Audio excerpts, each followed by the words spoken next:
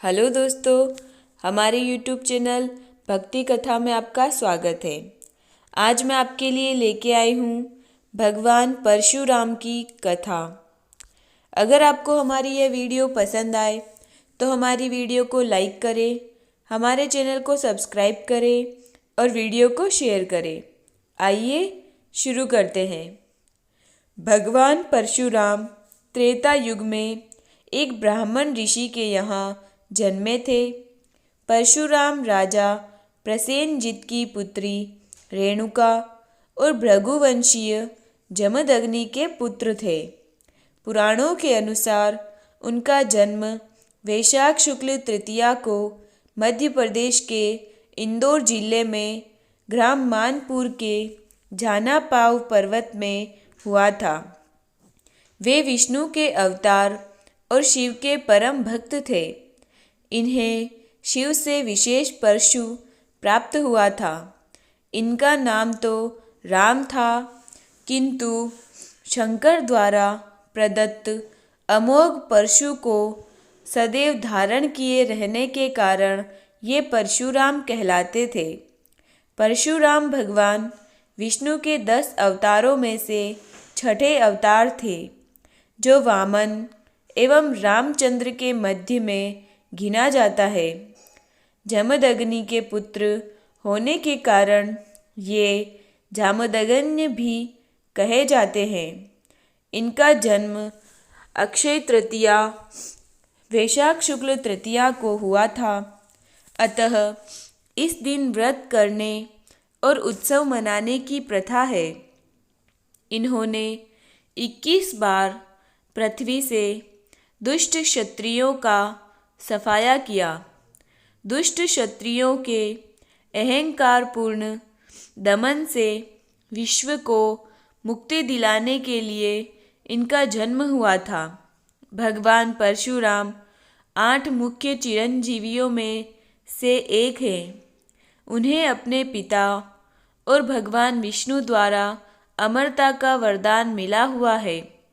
वे आज भी जीवित हैं और उनके बचे हुए कार्यों में कल्कि अवतार होने पर उनका गुरुपद ग्रहण कर उन्हें शस्त्र विद्या प्रदान करना भी बताया गया है।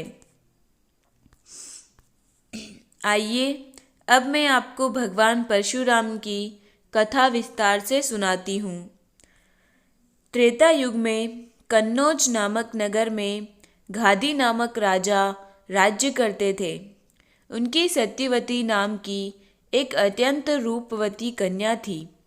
राजा घादी ने सत्यवती का विवाह भृगु के पुत्र ऋचिक के साथ कर दिया। सत्यवती के विवाह के पश्चात वहां भृगु जी ने आकर अपने पुत्र वधू को आशीर्वाद दिया और उससे वर मांगने के लिए कहा। इस पर सत्यवती ने ससुर को प्रसन्न देखकर उनसे अपनी माता के लिए एक पुत्र की याचना की। सत्यवती की याचना पर भृगु ऋषि ने उसे 2 चरु पात्र देते हुए कहा कि जब तुम और तुम्हारी माता ऋतु स्नान कर चुकी हो, तब तुम्हारी माँ पुत्र की इच्छा लेकर पीपल का आलिंगन करे और तुम उसी कामना को लेकर घूलर का आलिंगन करना। फिर मेरे द्वारा दिए गए इन चरुओं का सावधानी के साथ अलग अलग सेवन कर लेना। इधर जब सत्यवती की माँ ने देखा कि भृगु जी ने अपने पुत्र वधू को उत्तम संतान होने का चरु दिया है, तो अपने चरु को अपनी पुत्री के चरु के साथ बदल दिया। इस प्रकार सत्यवती ने अपनी माता वाले चरु का सेवन कर लिया। योग शक्ति से भृगु जी को इस बात का ज्ञान हो गया और वे अपनी पुत्र वधू के पास आकर बोले कि पुत्री, तुम्हारी माता ने तुम्हारे साथ छल करके तुम्हारे चरु का सेवन कर लिया है, इसलिए अब तुम्हारी संतान ब्राह्मण होते हुए भी क्षत्रिय जैसा आचरण करेगी। और तुम्हारी माता की संतान क्षत्रिय होकर भी ब्राह्मण जैसा आचरण करेगा। इस पर सत्यवती ने भृगु जी से विनती की कि आप आशीर्वाद दें कि मेरा पुत्र ब्राह्मण का ही आचरण करे, भले ही मेरा पुत्र क्षत्रिय जैसा आचरण करे। भृगु जी ने प्रसन्न होकर उसकी विनती स्वीकार कर ली।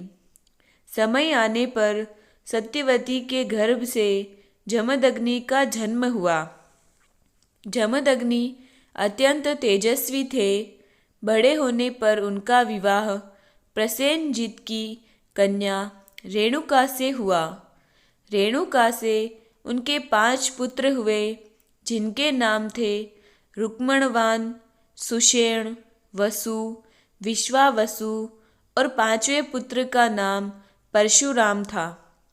एक बार रेणुका हवन के लिए गंगा तट पर जल लेने के लिए गई। श्रीमद् भागवत में दृष्टांत है कि गंधर्वराज चित्ररथ को अप्सराओं के साथ विहार करता देख हवन हेतु गंगा तट पर जल लेने गई रेणुका आसक्त हो गई और कुछ देर तक वहीं रुक गई। इधर जमदग्नि को अपने दिव्य ज्ञान से इस बात का पता चल गया। हवन काल व्यतीत हो जाने से क्रुद्ध मुनि जमदग्नि ने दिव्य ज्ञान से सारी स्थिति का पता लगा लिया और अपनी पत्नी के आर्य मर्यादा विरोधी आचरण एवं मानसिक व्याभिचार करने के दंड स्वरूप बारी बारी से सभी पुत्रों को माता रेणुका का वध करने की आज्ञा दी। रुक्मणवान, सुषेण, वसु और विश्वावसु ने माता के मोहवश अपने पिता की आज्ञा नहीं मानी, किंतु परशुराम ने पिता की आज्ञा मानते हुए अपनी माँ का सिर काट डाला। अपनी आज्ञा की अवहेलना से क्रोधित होकर जमदग्नि ने अपने 4 पुत्रों को जड़ हो जाने का शाप दे दिया और परशुराम से प्रसन्न होकर वर मांगने के लिए कहा। इस पर परशुराम बोले कि हे पिताजी, मेरी माता पुनः जीवित हो जाए और उन्हें अपने मरने की घटना का स्मरण न रहे। परशुराम जी ने यह वर भी मांगा कि मेरे अन्य 4 भाई भी पुनः चेतन हो जाए और मैं युद्ध में किसी से परास्त न होता हुआ दीर्घजीवी रहूं।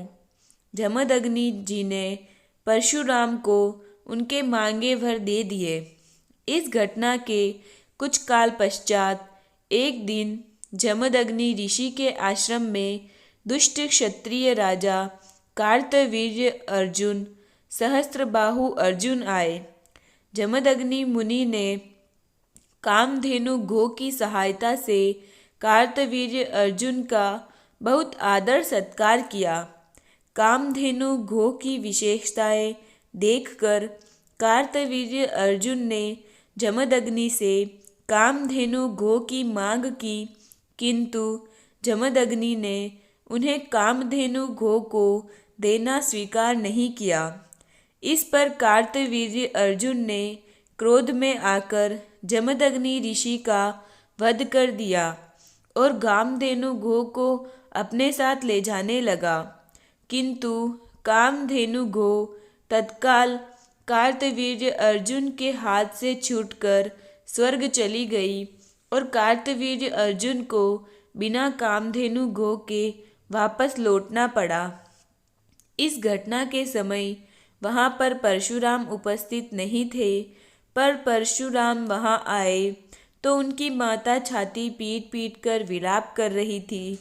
अपने पुत्र का मृतदेह देखकर, आश्रम की दुर्दशा देखकर और अपनी माता के दुख भरे विलाप सुनकर परशुराम जी ने इस पृथ्वी पर से क्षत्रियों का संहार करने की शपथ ले ली। पिता का अंतिम संस्कार करने के पश्चात परशुराम सहस्त्रबाहु अर्जुन से युद्ध करने उनकी राजधानी महिष्मति गए। सहस्त्रबाहु अर्जुन परशुराम जी को आता देख अपनी सेना भेजी।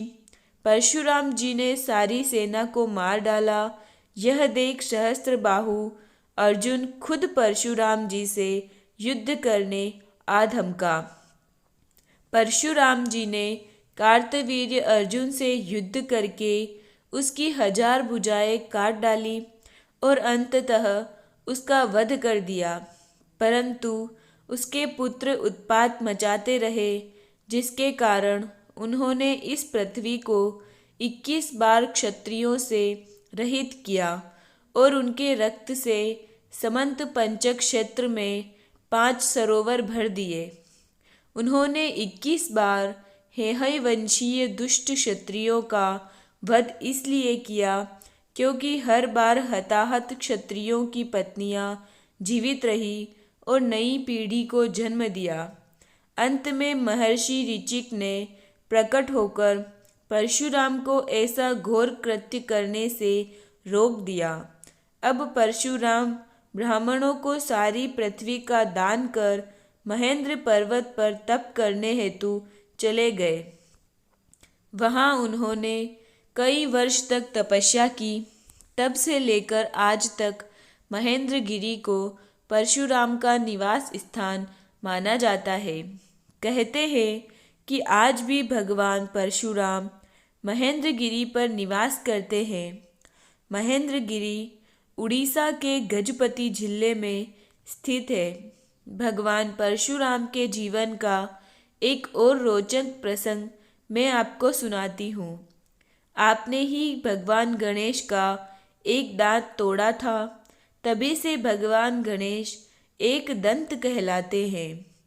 ब्रह्मवैवर्त पुराण में कथानक मिलता है कि कैलाश स्थित भगवान शंकर के अंतःपुर में प्रवेश करते समय गणेश जी द्वारा रोके जाने पर परशुराम जी ने बलपूर्वक अंदर जाने की चेष्टा की।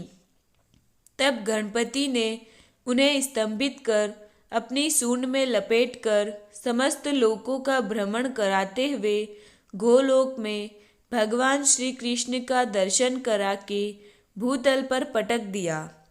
चेतनावस्था में आने पर कुपित परशुराम जी द्वारा किए गए फरसे के प्रहार से गणेश जी का एक दांत टूट गया, जिससे वे एक दंत कहलाए। जय श्री कृष्ण।